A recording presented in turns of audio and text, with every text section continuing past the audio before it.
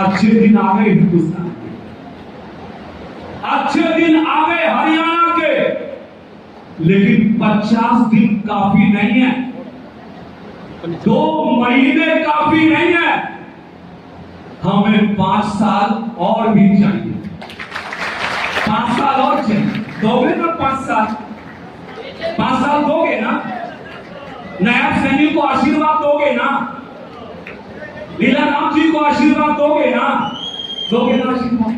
मैं सच कहने आऊं आपसे, मैं उत्तर प्रदेश का रहने वाला, आपको मालूम है, और कुछ मेरे कश्यप समाज के भाई भी आए यहाँ। ये भारतीय जनता पार्टी है जिसने 2022 में मुझे बिना चुनाव के न एमएलए का चुनाव लड़ा, न एमएलसी का चुनाव लड़ा। और योगी जी, आप जानते हैं कि हिंदुस्तान में सबसे बड़े प्रदेश के मुख्यमंत्री हैं, उनकी कैबिनेट में बिना चुनाव लड़े, बिना एमएलए बने, बिना एमएलसी बने मुझे मंत्री बनाया। ये भारतीय जनता पार्टी की ताकत है, ये भारतीय जनता पार्टी का विचार है। भाइयों, इसलिए आपसे अपील करने आया हूं, आपसे निवेदन करने आया हूं कि माहौल हरियाणा का बहुत बेहतरीन है। 1-2 महीने पहले कुछ मीडिया में कुछ अपने लोग भी कई बार नकारात्मक चर्चा कर लेते हैं, जी हम तो थोड़ा कमजोर है, माहौल ये है वो है। छत्तीसगढ़ में भी लोग ऐसा ही कहते थे, मध्य प्रदेश में लोग ऐसा ही बोल रहे थे, राजस्थान में भी लोग ऐसा ही कह रहे थे, राजस्थान में मुश्किल है जी, मध्य प्रदेश में मुश्किल है जी, छत्तीसगढ़ में भाजपा लड़ाई में नहीं है जी। ऐसा सब प्रचार किया था। क्या खा रही थी पीछे? क्या खा रही? बर्फी। अरे रोक लो थोड़ी देर के लिए, रोक लो यार।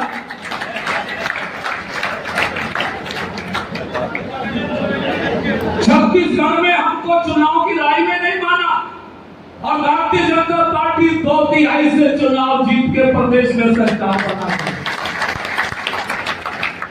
राजस्थान में हमें चुनाव की लड़ाई में नहीं माना, 2/3 भाजपा जीत कर अपना सीएम बना गई। और 2 महीने पहले भाजपा को हरियाणा में भी लड़ाई में नहीं मान रहे थे, 2/3 एमएलए जीत कर किसी की औकात नहीं है, और कांग्रेस की तो हैसियत नहीं है। कांग्रेस की कोई औकात नहीं है वो भाजपा को हरा, और इसलिए औकात नहीं है कि जिस पार्टी ने सारी जिंदगी परिवारवाद के लिए लगाई हो, जिस पार्टी ने सारी जिंदगी भ्रष्टाचार को बढ़ाने में लगाई हो, जिस परिवार ने सारी जिंदगी ओबीसी के आरक्षण को खत्म करने में लगाई हो, ओबीसी समाज के लोग आंदोलित हैं, गुस्से में हैं, कांग्रेस के विरोध में हैं। और पिछड़े समाज के भाइयों, आरक्षण को अगर बचाना है तो कांग्रेस को मिट्टी में मिलाना है, नहीं तो ये चमन बेच देंगे, अमन बेच देंगे। ये कांग्रेस के लोग बड़े घातक हैं, ये पंजा खूनी पंजा है, ये सिद्धों के खून का पंजा है, पिछड़ों के आरक्षण को लूटने का पंजा है, ये पंजा भ्रष्टाचार को बढ़ाने वाला पंजा है, ये पंजा देश को दुनिया के नक्शे पर बदनाम करने वाला पंजा है। इसलिए कह रहा हूं कि ये चमन बेच देंगे, अमन बेच देंगे, ये गरीबों के दुश्मन कफन बेच देंगे, घपलों और घोटालों को बनाकर ये जरिया विदेशों के हाथों वतन बेच देंगे, वतन बेच देंगे। ये वतन को नीलाम करने वाले लोग हैं, ये देश की असमत को नीलाम करने वाले लोग हैं, ये पिछड़ों के आरक्षण को। अभी आपने देखा अमेरिका में राहुल गांधी जी ने नौजवानों के बीच में खड़े होकर बोल दिया, क्या बोल दिया याद रखियो, राहुल गांधी ने बोल दिया कि समय आने पर हम ओबीसी आरक्षण को खत्म कर देंगे, हम दलितों के आरक्षण को खत्म कर देंगे। अभी तो राहुल गांधी की 99 सीट आई है, हमारा आरक्षण खत्म करने की बात कर रहे हैं। अगर और आगे बढ़ गए तो ये क्या करेंगे अनुमान लगा सकते हो, सोच के समझ सकते हो। और हमने उत्तर प्रदेश की धरती पर ओबीसी मोर्चे के अध्यक्ष होने के नाते हमने उत्तर प्रदेश के सभी 75 जिलों में धरने किए हैं, प्रदर्शन किए हैं। कल हमने गाजियाबाद में बड़ा प्रदर्शन किया, राहुल गांधी के घर का घेराव करने का प्रयास किया और कांग्रेस पार्टी को आगाह किया कि जो हाथ हमारे आरक्षण को कमजोर करने के लिए उठेंगे, ये पिछड़े समाज के लोग उन हाथों को तोड़ने में जरा सी भी देर नहीं करेंगे। कांग्रेस के हाथों को तोड़ना है, कांग्रेस के पंजे को मरोड़ना है। जो पंजा हमारी गर्दन पे आएगा, उस पंजे को नेस्तनाबूद करने में हम पीछे नहीं हटेंगे भाइयों। इसलिए मैं आपसे कहने आया कि प्रधानमंत्री नरेंद्र मोदी जी ने ओबीसी कमीशन को संवैधानिक दर्जा दे दिया। प्रधानमंत्री नरेंद्र मोदी जी ने क्रिमिनल आय सीमा को 6 लाख से 8 लाख कर दिया। प्रधानमंत्री नरेंद्र मोदी जी ने अपनी कैबिनेट में 27 ओबीसी सांसदों को मंत्री बना दिया। प्रधानमंत्री नरेंद्र मोदी जी ने ओबीसी मोर्चे के राष्ट्रीय अध्यक्ष डॉक्टर के लक्ष्मण को पार्लियामेंट्री बोर्ड का मेंबर बना दिया। प्रधानमंत्री नरेंद्र मोदी जी ने मदन चौहान को आपका मेयर बना दिया, नायब सैनिक को सीएम बना दिया। भाई बहनों,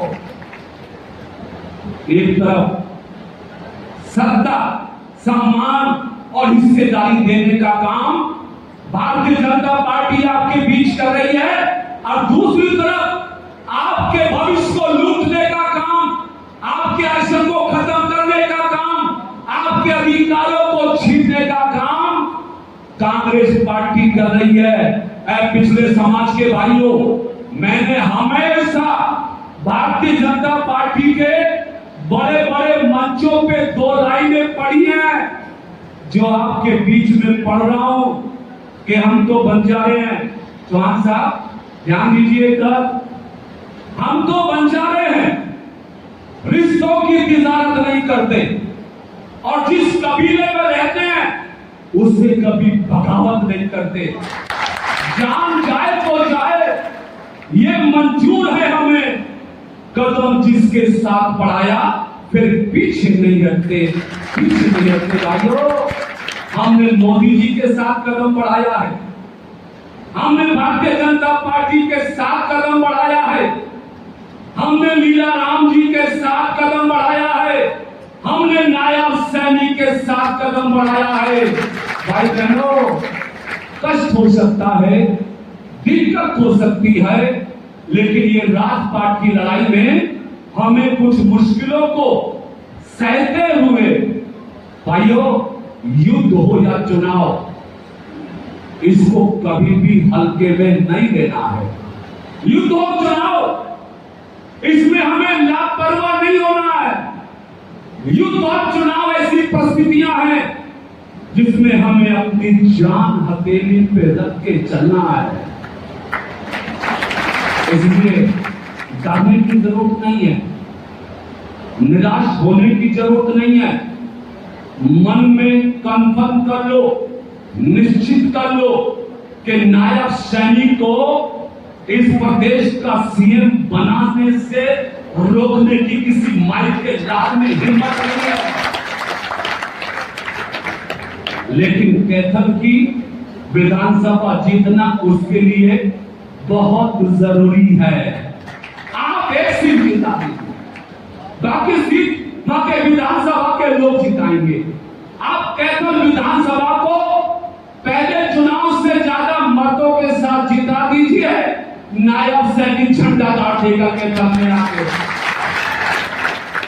और मैं मंचस्थ नेताओं को आश्वासन करता हूं कि आपने मुझे चुनाव के समय अपील करने के लिए बुलाया, आप भूल मत जाइयो, जब चुनाव जीत जाए इन भाइयों का धन्यवाद करने के लिए भी मुझे बुलाइयो। बुलाओगे ना?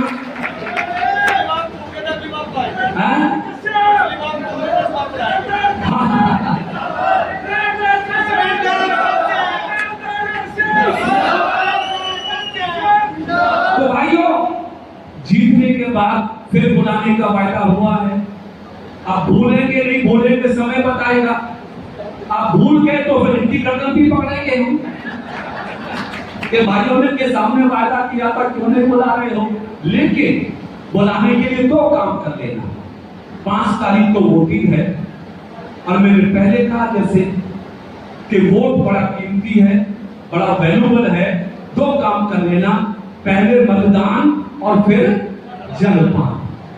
पहले मतदान फिर जलपान। एक दिन ये सोच लो कि हम 9 के 9 दिन भी रख सकते हैं, सोमवार मंगल रख सकते हैं, फ्राइडे भी रखते हैं। बहुत सारे दिन हम अपने इष्ट देवों को समर्पित करते हुए बोझ से विरत रहते हैं, अपने धार्मिक भावों को संतृप्त करने के लिए। लेकिन राष्ट्र का सम्मान, राष्ट्र का गौरव, हरियाणा का सम्मान, हरियाणा का गौरव बचाने के लिए अगर हमें एक दिन या आधा दिन व्रत रखना पड़े तो रख लोगे ना? कोई बुरी बात तो नहीं होगी ना?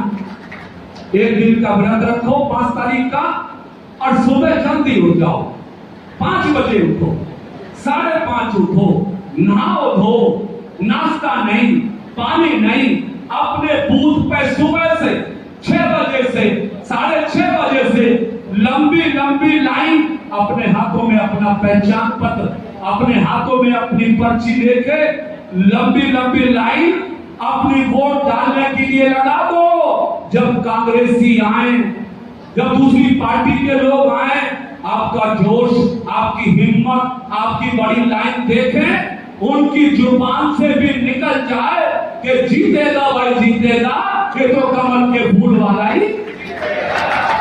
ऐसा माहौल हमें कैथल में बनाना है, और मैं बहुत उम्मीद के साथ आपसे विदा लेना चाहता हूं।